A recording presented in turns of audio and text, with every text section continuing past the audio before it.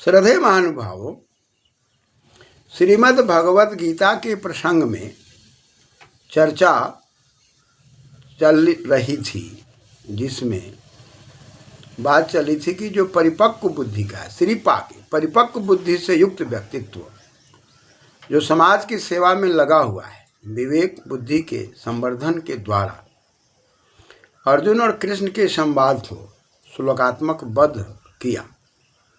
ऐसा व्यक्तित्व जो हमारे यहाँ दिखाई पड़ते हैं, ऐसे व्यक्तित्व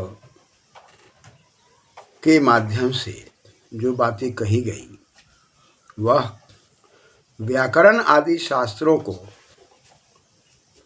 अध्ययन करने में अत्यंत गंभीर व्यक्तित्व है। तो गंभीर व्यक्तित्व के द्वारा जो बातें कही गई है उसमें भी हमें गंभीरता से ही विचार करनी चाहिए। यदि हम उछल दिमाग से विचार करते हैं तो सही निर्णय पर नहीं आ सकते। और श्लोक के अंदर जो बातें कही जाती है उसके अंदर प्रवृत्ति दो प्रकार की होती है। व्यक्ति बात करते करते किसी भी बात को ज्यों के त्यों जिस व्यक्ति के लिए कहा गया है उन्हीं के शब्दों का प्रयोग करना शुरू कर देता है, और कहीं कहीं शैली में उस ज्यों के त्यों को परिवर्तित करके कहना शुरू किया जाता है, जिसको अंग्रेजी में हम डायरेक्ट और इनडायरेक्ट कहते हैं। तो जब वार्तालाप के प्रसंग में बात करते करते दूसरे व्यक्ति के लिए व्यक्ति जब मैं शब्द का प्रयोग करता है तब श्रोता को ऐसा लगता है कि जो बोलने वाला व्यक्ति है वही मैं है, और यह भ्रम जब पैदा हो जाता है तब निर्छीर विवेक के द्वारा किसी भी ग्रंथ का चिंतन मनन करना कठिन हो जाता है। श्रीमद् भगवत गीता के अंदर जो बातें आ रही है, जो श्लोकात्मक स्वरूप दिखाई पड़ता है, उसमें एक श्लोक है, यदा यदा ही धर्मस्य ग्लानिर्भवति भारत अभ्युत्थानम धर्मस्य तदात्मानं सृजाम्यहम्। और एक श्लोक और है जिस पर विचार करना चाहिए, ईश्वरः सर्वभूतानां हृदयसे अर्जुन तिष्ठति ब्राह्मण सर्वभूतानि यंत्रारूढ़ानि मायया। यहाँ इन श्लोकों में भारत शब्द का प्रयोग है, अर्जुन शब्द का प्रयोग है, और जो व्यक्ति इसकी रचना कर रहे हैं वहाँ पर यह मान करके चल रहे हैं कि कृष्ण का उपदेश है।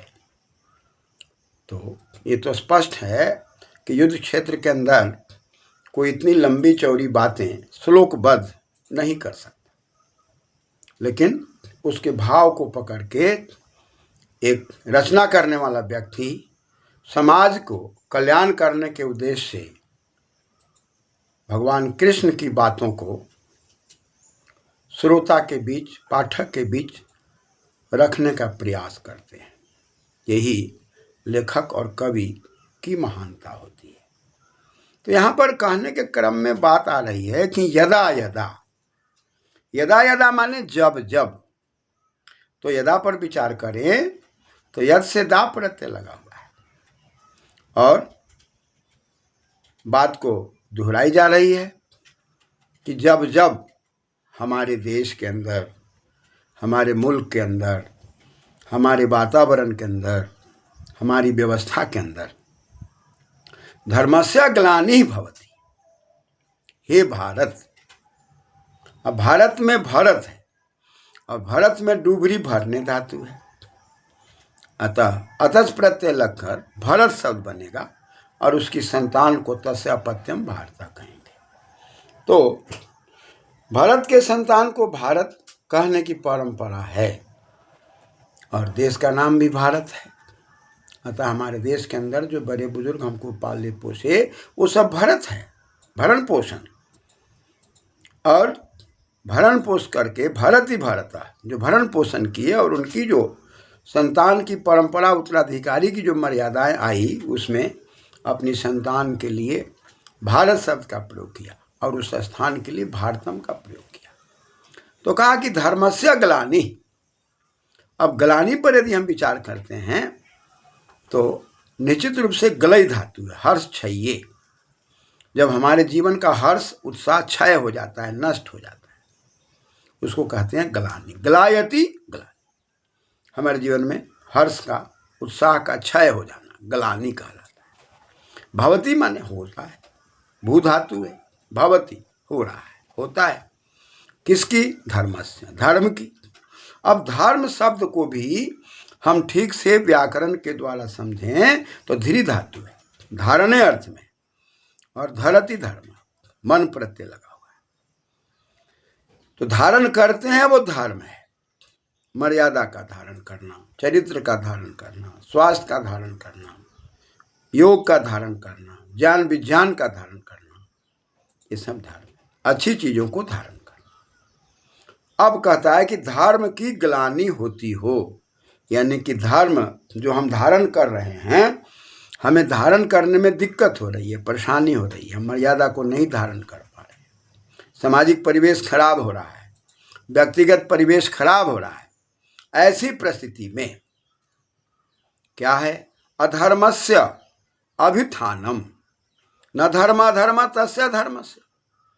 अधर्म के अनुष्ठान की बात कही जा रही है कि भाई अभितः उत्थानम, हर प्रकार से चारों तरफ अधर्म ही अधर्म दिखाई पड़ता हो, मर्यादा को धारण कोई व्यक्ति न करता हो, सही दिशा में न चलता हो, नेत्र को रूप की ओर जाना है, कान को श्रवण की ओर जाना है, जिसके लिए जो व्यवस्था दी गई उस व्यवस्था से आदमी विचलित हो गया, तो उसको कह रहा कि अधर्म।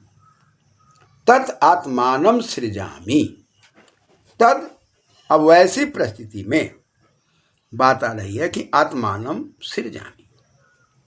आत्मा पर हम यदि विचार करते हैं तो अत सतत्य गमने है और मणिन प्रत्यय, अतति आत्मा, जो हमेशा गतिशील है और अपने अस्तित्व को बचाए हुए है, जिसकी सत्ता है,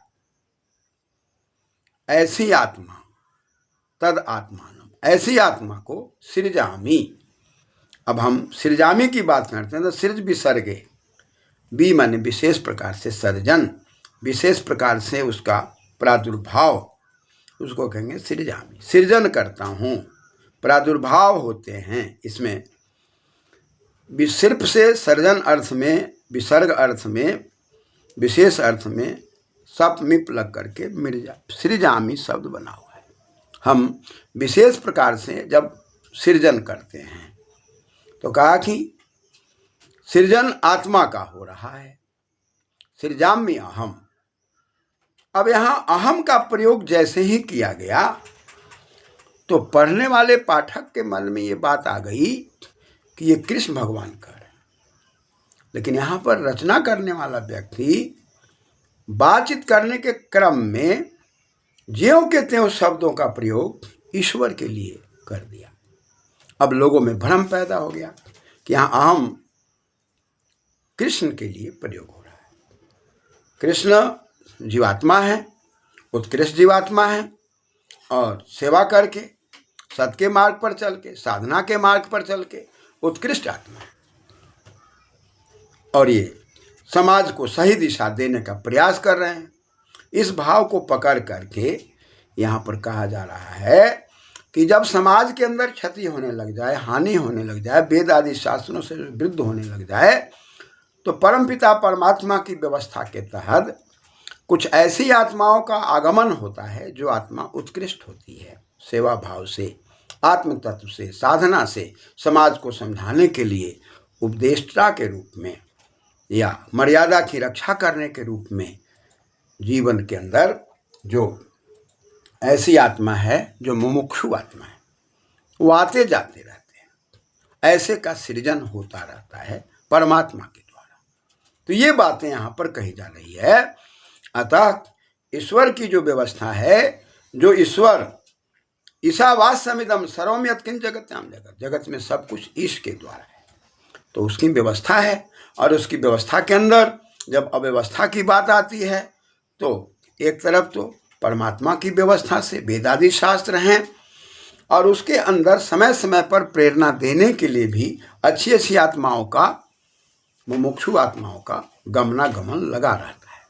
तो कहा कि भाई अधर्म का जब विकास होने लग जाता है, अधर्म बढ़ने लग जाते हैं और धर्म की जब हानि होने लगती है तो ऐसी आत्माओं का आना जाना लगा रहता है। ये बातें कही जा रही है। अब यहाँ पर जो बातें कही जा रही है, जैसे ही सृजा में अहम की बात कही जा रही है तो लोगों ने समझा कि अहम का प्रयोग यहाँ कृष्ण के लिए है, लेकिन यहाँ तो ज्यों के त्यों बात रखी गई, डायरेक्ट स्पीच में बात रखी गई, इनडायरेक्ट स्पीच में बात नहीं रखी गई।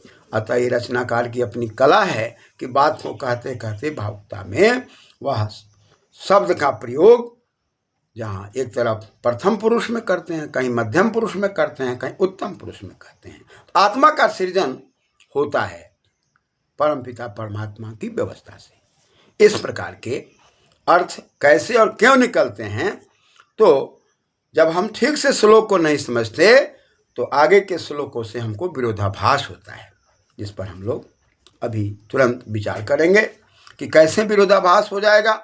यदि हम अहम न समझ करके और ईश्वर की बात को न समझेंगे तो व्यवस्था में अव्यवस्था फैलेगी।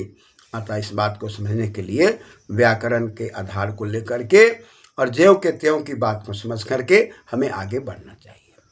तो आइए हम लोग इसको समझने के लिए पुनः प्रयास करते हैं। धन्यवाद।